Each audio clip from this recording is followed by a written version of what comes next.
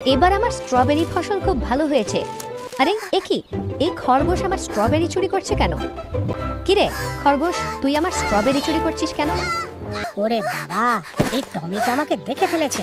এখন আমাকে দ্রুত পালাতে হবে।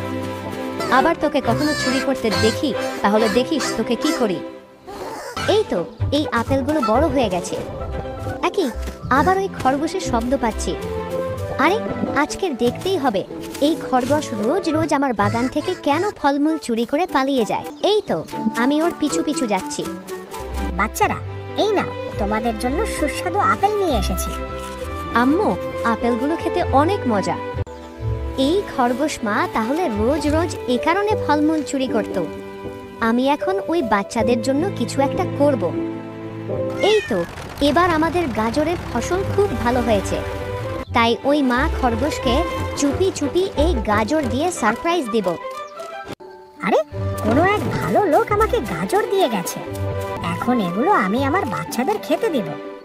বন্ধুরা, মাকে ভালোবাসলে লাইক সাবস্ক্রাইব করো।